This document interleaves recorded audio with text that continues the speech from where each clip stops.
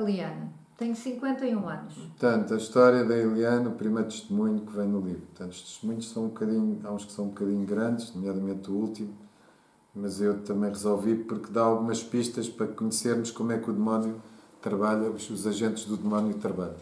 Também é importante sabermos, para não cairmos nas parrelas que eles nos fazem. Tenho 51 anos. Como a maioria dos portugueses, fui batizada em bebé com cerca de 2 meses e crismada com 12 anos. Durante cerca de 20 anos, vivi um inferno e estive num campo de batalha. Tive problemas de saúde, sofri espiritualmente, fisicamente, psiquicamente e moralmente. Portanto, eu devo dizer, portanto, as pessoas, quando a gente está a ler os testemunhos, umas identificam-se mais com umas coisas do que com outras, mas normalmente tem sempre aqui coisas a tocar as pessoas, os testemunhos de outros, portanto,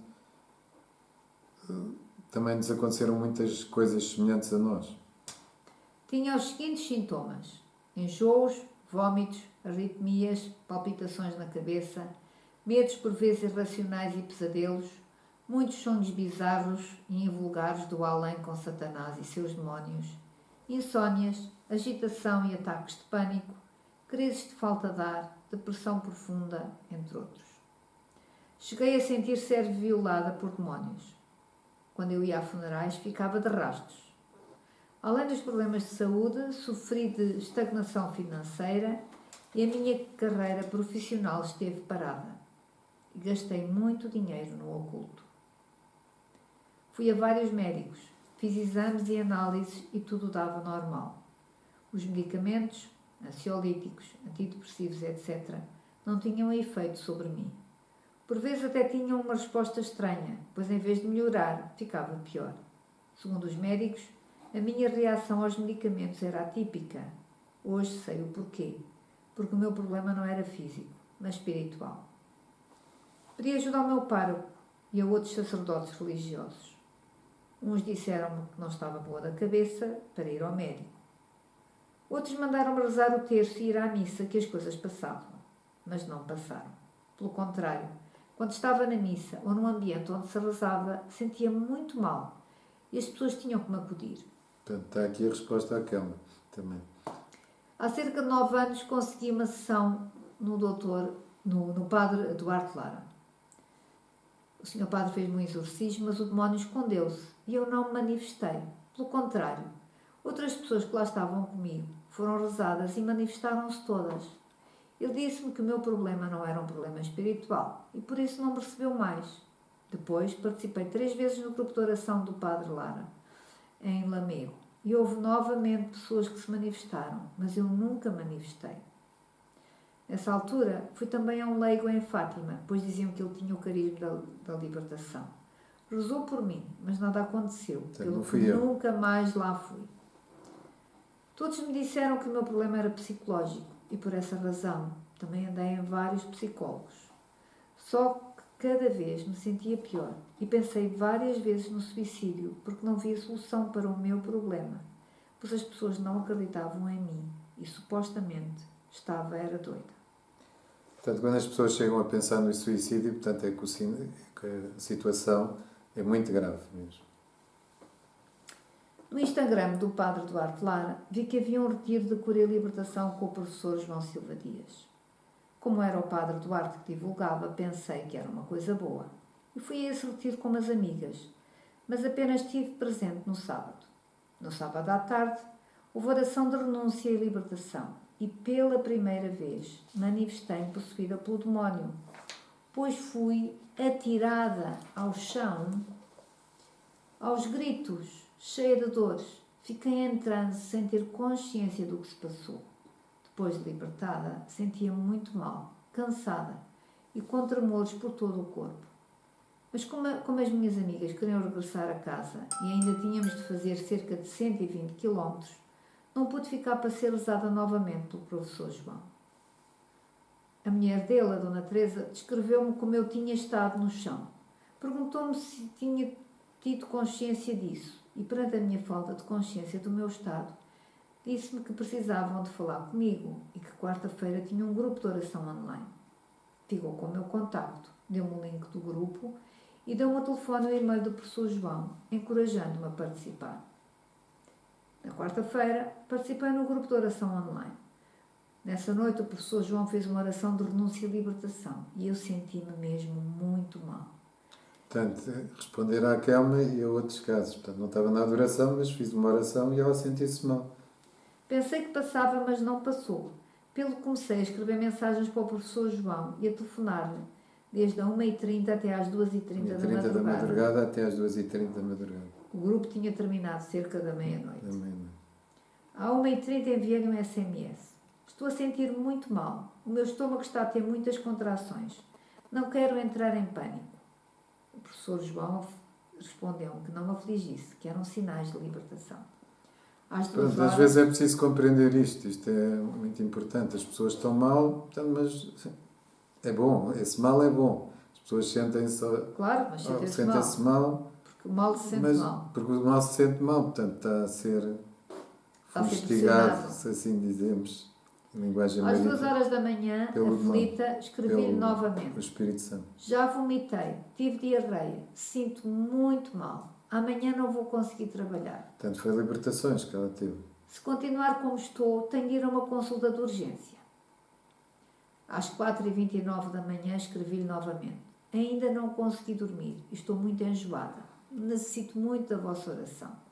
Pronto, a pessoa não percebeu, portanto, tudo o que lhe aconteceu era bom, embora ela tivesse sofrido. Portanto, ela teve uma libertação muito grande. O professor João atendeu o telefone e com a Dona Teresa rezaram por mim. Fiquei muito bem. Agradeci eternamente a preciosa oração e a ajuda deles. Portanto, o demónio saiu, mas pode voltar se a pessoa continuar em pecado, se continuarem lá as raízes do pecado. No dia seguinte, à meia da manhã, escrevi-lhes o seguinte. Bom dia. Sinto-me melhor e consegui descansar um pouco. No entanto, se voltar a sentir mal durante o dia, irei procurar um médico. Portanto, já está a pensar que vai ter. Não devemos de pensar nisso. São as tais de dar armas ao demónio. Telefonaram-me e marcaram uma conversa com eles pelo Google Meet nessa noite. Assim foi, e falámos por videochamada. Deram uma catequese sobre o pecado, o oculto e a luxúria. Explicaram-me que devia de rever a minha vida e pediram-me que escrevesse a história da minha vida, do que me lembrava de idas ao oculto, sintomas, entre outros pormenores. Pronto, é isso que nós pedimos. Este livro é precisamente para tentarmos... O nosso tempo é limitado. Nós não conseguimos atender as pessoas todas às vezes.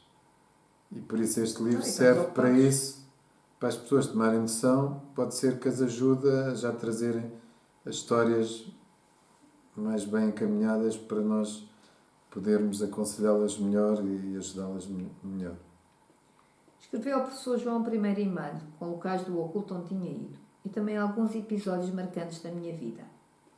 Nos dias seguintes, sábado, a quarta-feira, escrevi mais e-mails com uma análise aprofundada da minha vida de pecado e de sofrimento. Sábado a quarta-feira, já viram os dias que ele andou... No domingo, falei várias vezes com o professor João para tirar dúvidas. Na quarta-feira, não participei no grupo online, porque estive todo o dia a escrever e a falar com o professor João. Senti muitas dificuldades em escrever a minha história. Contudo... Pronto, mas isso é bom, portanto, sentir dificuldades... Com a oração do professor João e da Dona Teresa, lá fui escrevendo, apesar dos ataques. Portanto, a oração é importante. Portanto, não basta a confissão, embora eu diga que a confissão... O exorcismo é a confissão. Claro que a confissão. Portanto, mas é preciso tudo isto, é preciso ser rezado, o Espírito Santo atuar. Portanto, não basta, porque depois as pessoas dizem então não vale a pena ir ao retiro, nem ir à oração. Não, é preciso. Portanto, é um conjunto de coisas. Não é onde se terminam, se calhar, na confissão, mas antes disso, a oração, para a pessoa tomar consciência ou dar-nos visões, a nós, de coisas onde as pessoas foram... para irem escrevendo. Portanto, normalmente isto funciona assim. As pessoas, quando nós pedimos para escrever, algumas não conseguem escrever nada, escrevem coisas que não interessam nada aqui para o caso da libertação. E depois é que vão tomando consciência, à medida que vão sendo libertas, vão tomando consciência de mais coisas, o Espírito Santo vai iluminando-os e a oração tanto pode apressar, tanto no retiro, tanto pode acelerar tudo isso. Portanto, o Espírito Santo pode acelerar, a ação do Espírito Santo pode acelerar tudo isso através da oração, quer da pessoa, quer do intercessor. Na quinta-feira, após já ter escrito o meu testemunho... Portanto, andou uma semana a escrever, né? Começou lá na quarta, até quinta. Em que me fui lembrando de muitos pecados, falámos novamente por videochamada no Google Meet. Eles ajudaram-me a analisar a minha vida e a fazer a lista de confissão. Foi uma noite muito longa, em que falámos várias horas. Depois, no fim de semana... Portanto, várias horas nesta noite, fora as outras noites durante a semana. Pronto, e é nesse sentido que eu me tentei escrever este livro para ver se as pessoas, pronto, lendo o livro, mas muitas delas não leem nada. Pronto, e acaba por ser a mesma coisa. Não conseguem. Não conseguem. Que algumas até nem conseguem ler o livro, portanto, o livro... Incomoda e atiram-no fora. Portanto, este não sei, mas o Jesus, as mãos curam. Portanto, há pessoas que sacodem, o demónio sacode o livro e deitam fora. Pois no fim de semana fui a um novo retiro do professor João. Aí, logo no sábado de manhã, como foi sugerido por ele, fiz a minha confissão de vida, mais de 1h30 com o sacerdote. Na tarde Portanto, de ela sábado... teve esta semana, foi escrevendo muita coisa, porque às vezes as pressas dão em devagar, às vezes há pessoas que têm muita pressa e querem ir logo no dia a seguir. Portanto, às vezes não andaram tantos anos no oculto, portanto, têm que parar e pensar e pedir ajuda ao Espírito Santo, serem rezadas, para as coisas avançarem mais depressa. E às vezes, portanto, aquelas pessoas que têm muita pressa, quanto mais depressa, mais devagar, como se costuma dizer. Portanto, teve mais de uma semana, várias conversas, retiro. Na tarde de sábado, quando o professor João fez a oração de renúncia e libertação, já não me manifestei tanto como anteriormente. A possessão foi menos violenta. Pronto, mas às vezes os demónios, como eu digo, parece que estão por camadas, saem uns, mas ficam outros. E... Fui-me confessar mais vezes, pois o Espírito Santo ia-me dando consciência de mais pecados. Portanto, no retiro foi-se confessar mais vezes. E no domingo fiquei completamente livre da minha possessão. Fui resgatada das garras do demónio. Portanto, em 10 dias ficou liberta. Andou uma semana, 8 dias a escrever e a falar connosco, fez o trabalho de casa e depois no domingo já estava liberta, ficou liberta. Hoje já passou mais de um ano e sinto-me bem e fui curada dos meus problemas. Vou agora relatar alguns aspectos da minha história e o que fiz de mal para sofrer o que sofri. Os meus pais diziam-se católicos praticantes. Não faltavam à missa dominical e tinham as suas devoções. Tínhamos em casa um oratório antigo e oravam muitas vezes em frente a ele. Rezavam o terço todos os dias. Íamos à igreja local em determinadas épocas do ano, como a Páscoa e o Natal, para nos confessarmos. A minha mãe ensinou-me a orar antes de me deitar. Contudo, antes de conhecer a minha mãe, o meu pai teve vários flertes e uma relação com uma mulher da terra que era mãe solteira. Chegaram a ter uma vivência de casal sem morarem juntos. Essa namorada ficou furiosa com o casamento do meu pai. O meu pai, depois de casado, continuou a manifestar a tendência para os pecados de adultério. Já o pai dele tinha os vícios do jogo e do adultério, bem como o hábito de consultar um bruxo nas suas questões empresariais. O meu pai foi o grande amor da minha vida. Da minha mãe, desculpa. O meu pai foi o grande amor da minha mãe. Nasci de uma gravidez sem contar. No entanto, fui sempre muito amada pelos meus pais.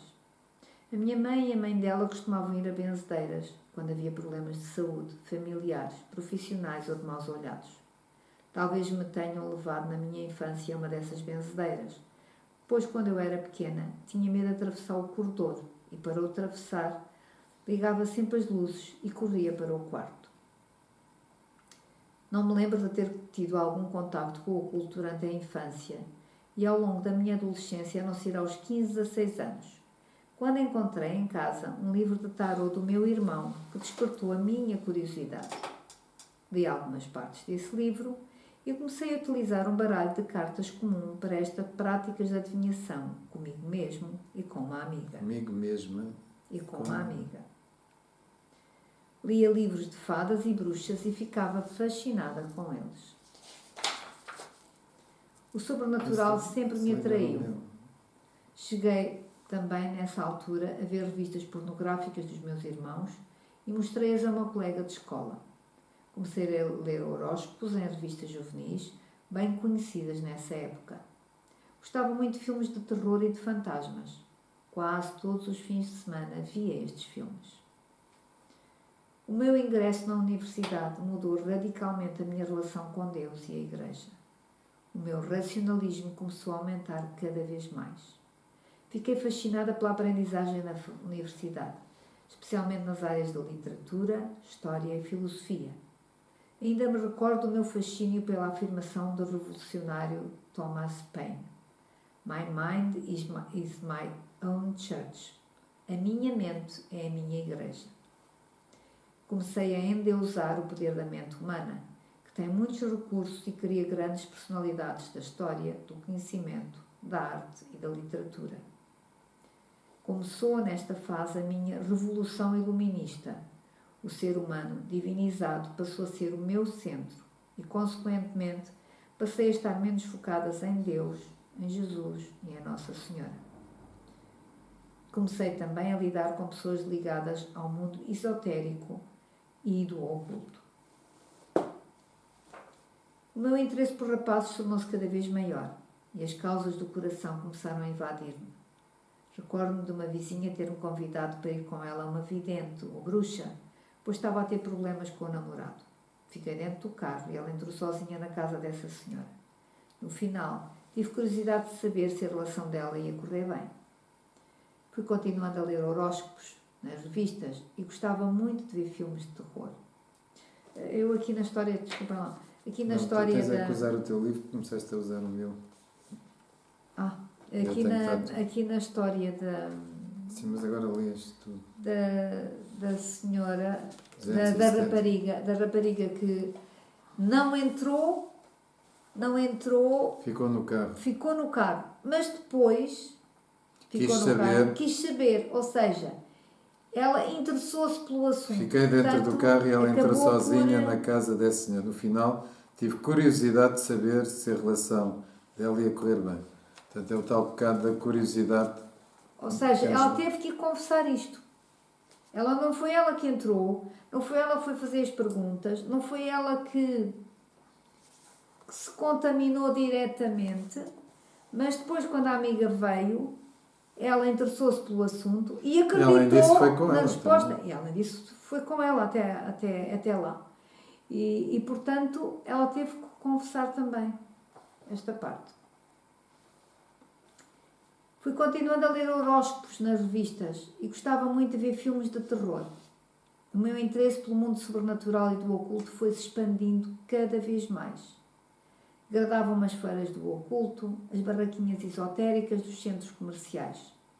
Lembro de uma amiga minha ter-me dito que um dia tinha ido a uma taróloga com uma amiga dela. Fiquei com curiosidade, lá está, a curiosidade.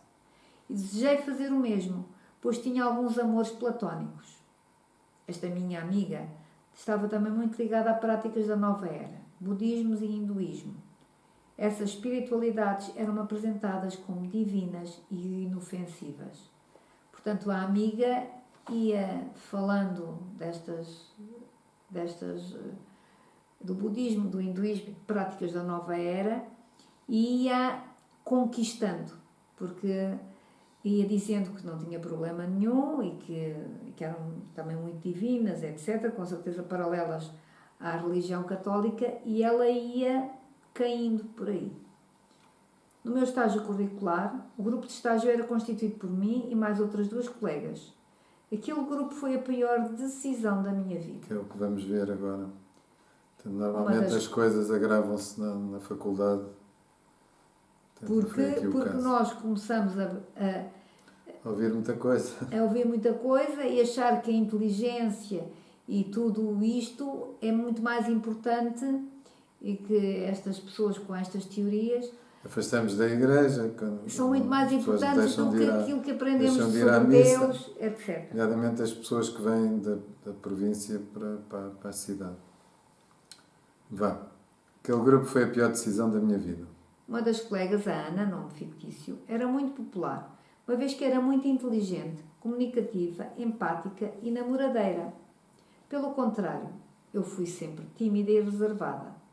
Ela levava uma vida boémia. Foi com a Ana que comecei a sair muito para bares e discotecas, a beberem demasiado bebidas alcoólicas como gin e vodka. Fiquei várias vezes bêbada com grandes bebedeiras, e a comprar tabaco e a fumar. Na altura, pensava que essa colega era a resposta para o meu caráter tímido e reservado, além de ser um ótimo elemento nos trabalhos de estágio. Eu tinha 24 anos, estava no fim do curso e queria muito conhecer alguém especial para namorar e casar. O objetivo era conhecer rapazes giros e interessantes. Com ela, comecei a dar importância a roupas e ao meu corpo para atrair eventuais namorados. Um certo dia, Ana convidou 5 raparigas para o jogo do copo, o que era uma grande novidade para todas. Fomos para uma sala e lá realizámos esse jogo. Eu estava muito interessada num dos irmãos da Ana e aproveitei o jogo para colocar uma questão ao copo relacionada com isso. Ficámos estupefactas com o poder adivinhatório manifestado com o simples copo e os nossos dedos, pois tivemos todas as respostas em relação às nossas situações amorosas, sentimentais, afetivas e profissionais.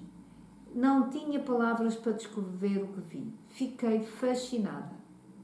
Por conseguinte, jogámos ao jogo do copo várias vezes, quer na minha casa arrendada com outra colega, quer nas casas das outras minhas 2 colegas do meu grupo de estágio.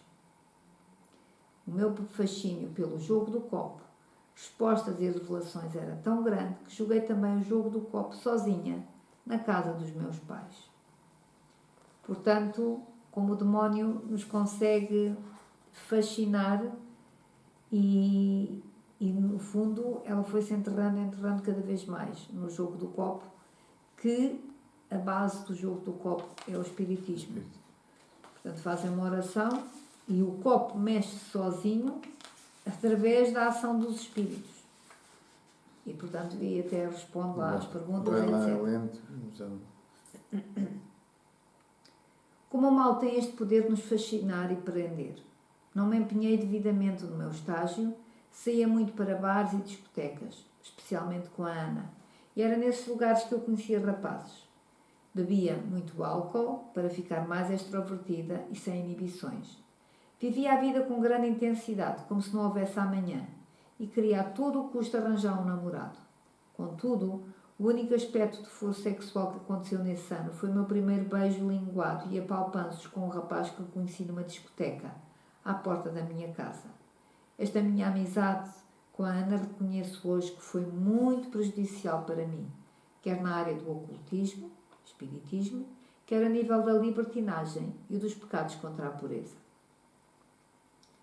Fim do estágio curricular, peguei nas malas e regressei à casa dos meus pais, muito insatisfeita, profundamente triste, com uma classificação de estágio baixa, sem namorado e com um extrato bancário de baixo valor.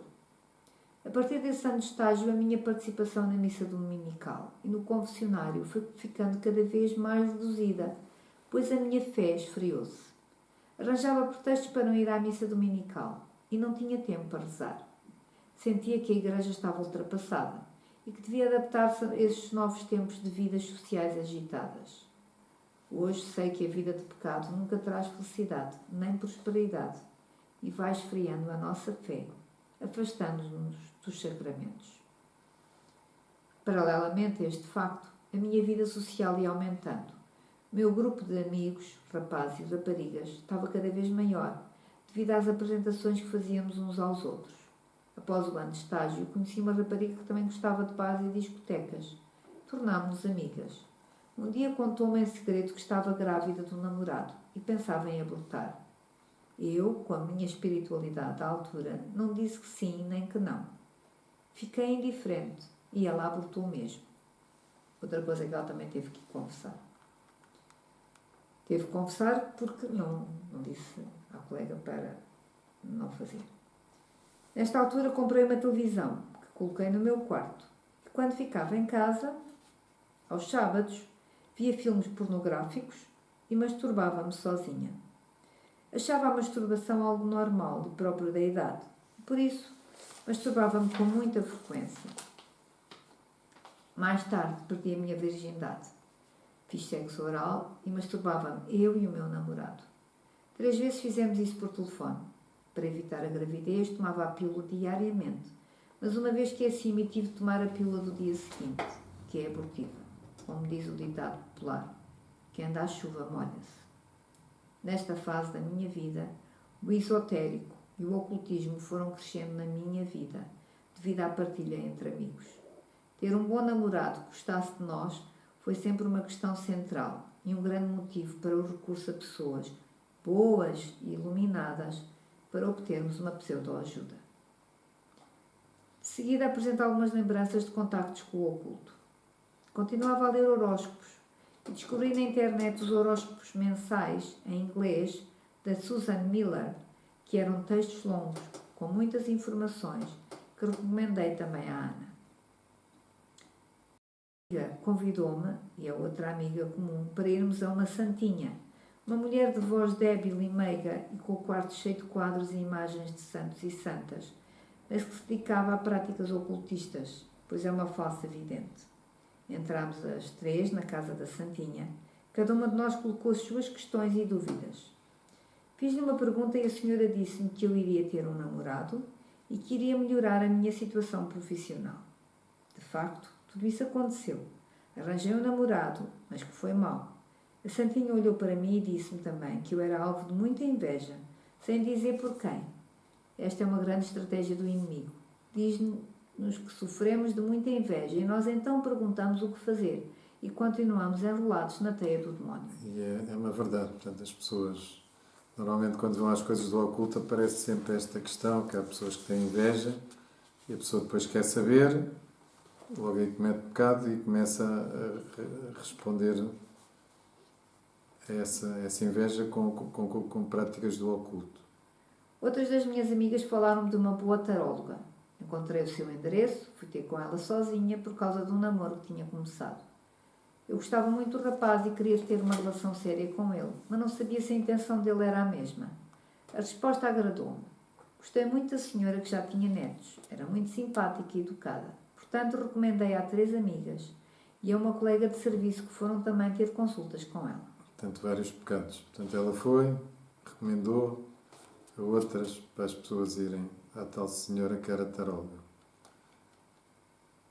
Mais tarde, quando tinha 30 anos, eu e uma colega de trabalho que estava em processo de separação do marido, fomos consultar a santinha bastantes vezes para ver se nos ajudava.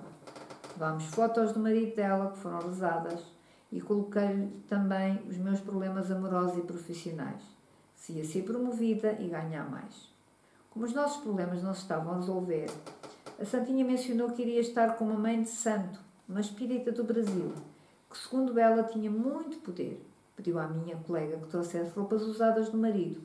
Relativamente a mim, comprei-lhe incenso Porque para a mãe roupas de santo. usadas? Portanto, porque normalmente as pessoas do oculto acham que têm mais poder se forem roupas usadas com suor, das mulheres, portanto, com sangue, menstruação. Portanto, o oculto julga que tem mais poder e certamente terá. Relativamente a mim, comprei-lhe incenso para a mãe de santo rezar e para colocar à noite no meu quarto e afastar assim os maus olhados. Estas defumações com incenso decorreram por uma semana, pois, segundo ela, também era uma maneira de saber coisas sobre o meu trabalho e o namorado. Quanto ao meu namorado, o que eu mais pedia à santinha era saber se ele pretendia ter uma relação séria comigo, para não perder o meu tempo, já que a minha idade ia aumentando. Nunca quis obrigar ninguém a gostar de mim. Sempre respeitei a liberdade dos outros. Por intuição, terminei o namoro com esse rapaz e a minha colega entrou em processo de divórcio sem nenhuma reconciliação. Só uma única coisa a santinha acertou: o meu enorme gosto pela música. Deitámos muito dinheiro à rua, uma vez que as consultas eram caras. Além de gastar dinheiro, o pior é que empenhei a minha alma ao demónio. Pronto, as pessoas, quando andam no oculto, percorrem quilómetros e quilómetros, pagam fortunas, às vezes, e está tudo bem. Às vezes para ir a um retiro. Portanto, já não têm tempo, já fica longe, não têm dinheiro, são 15 euros, são 10 euros. Às vezes até são gratuitos, nem assim vão. Pronto, como nós... Vai, Lina, agora. Não é muito grande, João. Neste âmbito do processo de divórcio da minha colega, esta também me convidou a ir com ela a um centro espírita. Entramos na sala, um senhor falou connosco, mas não houve nenhuma sessão nesse dia. Depois fomos lá outra vez. Portanto, não houve, mas foram lá, portanto têm que conversar também essa vez que foram lá e que não houve nada. Outra colega de trabalho que já tinha ido comigo à Santinha, mas que não gostou das consultas, disse-me que no centro comercial, na Feira do Oculto, estavam vários tarólogos a dar consulta em tendas montadas no interior do edifício. Dirigi-me ao local. Uma vez fui atendida, mas outra vez estive na fila há algum tempo e acabei por desistir e ir-me embora. Mas esteve lá na fila, também teve que conversar. Mesmo em férias, a minha atividade no oculto não parava. Numas férias na praia da Costa da Caparica, fui convidada pela minha cabeleireira a ir a uma vidente. Noutras férias, em Palma de Maiorca, senti-me mal devido à desidratação e às altas temperaturas do local. Fui a uma consulta de urgência no hospital e, em conversa, o médico recomendou-me ler 2 livros da nova era, um do Deepak Chopra e o outro da Louise Hay, pois, segundo ele, podiam ajudar-me. Isto é o que se chama ter azar. Ir a um hospital normal e o médico, além de olhar clinicamente... Sim, mas infelizmente quando vai acontecendo cada vez mais esses casos. Ainda empurrou para livros da nova era. Aos 26 anos, o meu colega de trabalho fez-me um mapa astral. Depois, a partir dos 30 anos, fiz vários mapas astrais automáticos na net. Pois isto é uns mapas astrais, já várias pessoas me contaram, que se pedem muito facilmente na net. Há cerca de 10 anos estava um farrapo.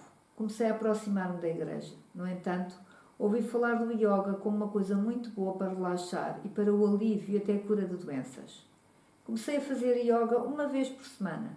Além dos exercícios físicos, corporais e posturas, também fazia relaxamento, com música, meditação e mantras. E aí é que E as coisas pioraram ainda complicam-se mais. muito. Comprei livros de yoga e da nova era. Comprei CDs com música da nova era, com mantras, sons da natureza e mensagens subliminares. Vi filmes da nova era sobre avatares, reencarnação e magia. Um sacerdote, por ignorância, ofereceu-me um livro sobre a reencarnação. E uma colega deu-me uns budas. Comprei também uma pulseira, que era uma cobra dourada. Tinha também um amigo que se dizia católico e rezava o terço, mas que estava muito enraizado na nova era. Era reikiano. Uma vez estava enervada e ele, sem minha autorização, pôs-me as suas mãos na cabeça e começou a fazer reiki. Na altura disse logo para parar com isso. Na verdade, até gostei e confesso que tive alguma curiosidade e quis saber mais sobre o reiki, só que acabei por nunca fazer um curso de reiki. Um dia, num vídeo, num vídeo chat com ele, tirou uma carta tarot sobre mim, o que fez mais vezes. Fiz também o Mindfulness, que é uma técnica de meditação que pretende um esvaziamento da mente e cujo objetivo é o nosso encontro com o nosso eu, mas não gostei, mas fiz. Quando os meus pais faleceram, fiquei muito chocada e então falava com eles e pedia: ajuda-me pai, ajuda-me mãe. Hoje sei que não devemos invocar os mortos, mas sim rezar pelas suas almas. Participei muitas vezes em festas e atividades do Halloween, que, como devem saber, marcou o início do ano satânico.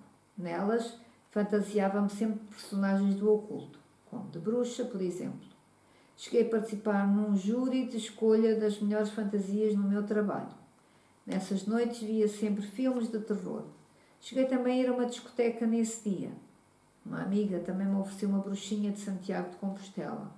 Eu aceitei porque, na altura, achava graça a tudo isto. Como tinha muitos enjoos e vômitos, fui a um ervanário, que, segundo me disseram, percebia muito de plantas e tinha dons. O problema é quando nos dizem que têm dons. Bebi xaropes preparados por ele, apliquei o óleo que estava em seringas no meu corpo. Defumei a casa. Como melhorei dos enjoos e vômitos, levei-lhe fotografias da minha família e de outras pessoas conhecidas e de amigos, assim como de 2 sacerdotes que estavam doentes. Levei também 2 amigas e um sacerdote a este ervanário e recomendei-o a outras pessoas. Disse-me que, no meu caso, devia existir alguma coisa que estava a impedir a minha cura total e recomendou-me ir a uma espírita sua conhecida. Mais tarde soube que ele era também espírita, pois dizia-se guiado por espíritos guias. Portanto, quando ela confessou este senhor, teve que dizer que ele é herbanário, com práticas do oculto, porque rezava por aqueles produtos todos, e também era espírita. Vi também na net, ao longo dos anos, vídeos de muitos falsos profetas, e muito mais haveria por contar, mas à escrita já vai longa. Quanto à minha vida sexual, depois dos 30 anos tive 4 namorados, com os quais fiz fornicação, e 2 homens casados com os quais cometi adultério. Apesar de toda esta minha envolvência sexual, fiquei solteira porque, apesar de já ter marido e família, estas minhas envolvências afastaram-me desse desejo. A idade foi avançando, comecei a ficar saturada deste mundo de pecado e mentira em que andava. Com 3 desses namorados, os relacionamentos duraram cerca de 3-4 meses, ou seja, foram curtos e superficiais. Com eles, além de beijos, abraços, carícias, pratiquei atos impuros contra a castidade, como impuras são as relações sexuais antes do matrimónio. Com o 4º e último namorado, a nossa relação durou cerca de 2 anos e meio. Esta última experiência de namoro foi completamente aterradora e maléfica para mim. Além de andar com outras mulheres, aproveitou-se de mim e da minha situação de fragilidade. Era mentiroso, compulsivo, extremamente manipulador. Fez passar por um homem bom de Deus e até dava conferências no meio religioso, cantava, lia na igreja. Falava muito. Temos outros casos desta situação. Portanto, pessoas que estão na igreja e que as pessoas se aproximam, mulheres se aproximam deles e depois falava muito dos seus dons sobrenaturais, de visões e profecias. Convenceu-me até a não me confessar a um padre, mas sim a ele, como o demónio nos cega. Repete lá isso. Convenceu-me até a não me confessar a um padre, mas sim a ele. Portanto, como este senhor dizia-se que tinha muitos dons sobrenaturais, tinha visões e profecias, etc., ela ficou tão fascinada e ele aproveitou-se disso, convenceu-a a confessar-se a ele, que não era sacerdote, em vez de ser um padre.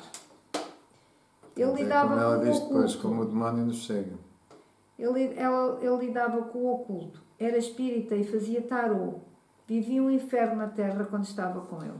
Portanto, mas volto a dizer, tanto como ela aqui escreve, fez-se passar por um homem bom de Deus e até dava conferências no meio religioso, cantava e lia na igreja. Portanto, completamente dissimulado. Ele lidava com o oculto, era espírita e fazia tarô. Vivia um inferno na terra quando estava com ele. Só tinha pensamentos suicidas, em que até me imaginava como é que me ia matar e com o quê. Tinha também alucinações, muitos pesadelos, enjoos, vômitos. Ouvia vozes. Em sonhos, cheguei a ver o próprio Satanás 3 vezes. Num dos sonhos ameaçou-me dizendo: morre, morre, morre. Um dia, recebi um SMS desse namorado com esta ideia: vem juntar-te a Satanás para conheceres a verdadeira felicidade. Lembro-me de responder. Portanto, dito namorado, portanto, que tinha aqueles atributos todos. Lembro-me de responder: nunca, eu sou de Jesus. A verdade é que nessa altura estava a aproximar-me da igreja e ele ia comigo à missa e ambos comungávamos. Fazíamos, portanto, confissões sacrílegas. Mas Deus nunca desiste de nós. Como referi, há cerca de 10 anos aproximei-me da igreja. Quer dizer, ela aproximou-se antes da igreja porque este senhor fazia parte do grupo do grupo da igreja. O meu interesse por Deus e pela igreja começou a avivar dentro de mim. A chama estava pequena, mas não apagada. Voltei a confessar-me e a ir à Santa Missa. Deus começou a colocar pessoas no meu caminho para sair do lamaçal em que me encontrava. O meu interesse e vontade em conhecer bem a doutrina católica foram crescendo muito. Aproveitei a internet para navegar em websites sobre Deus e a Igreja. Comecei a ver a Canção Nova, a comprar DVDs de filmes religiosos e também a ver alguns disponibilizados na net. Comecei a viver uma vida de sacramentos e de oração, nomeadamente após o encontro com o professor João e a Dona Teresa, que me ensinaram a confessar. Comecei a fazer retiros em mosteiros e noutros locais. Conheci comunidades religiosas católicas. Também comecei a gostar de estar em casa, a ler e a rezar. Li os livros do professor João e recomendo-os. Tenho feito os primeiros sábados. Não falta a Santa Missa Dominical. Confesso assiduamente. Estive presente em alguns grupos de oração do renovamento carismático da minha região. Faço parte da Ordem Terceira do Carmo. Jesus está vivo e quer a nossa felicidade. Portanto, para Deus não há casos perdidos. Pronto, e neste testemunho nós vimos isso. Portanto, andou por muitas coisas, mas depois, hoje é uma verdadeira católica e tem uma vida de oração. Pronto, ela tem resumidamente, senão isto é um testemunho muito longo. Pronto, mas é para verem, tanto que com Deus há sempre solução. E que o demónio nos engana. E que o demónio nos engana, portanto, e pode enganar qualquer um de nós, e mesmo com pessoas que nós às vezes pensamos que são de Deus.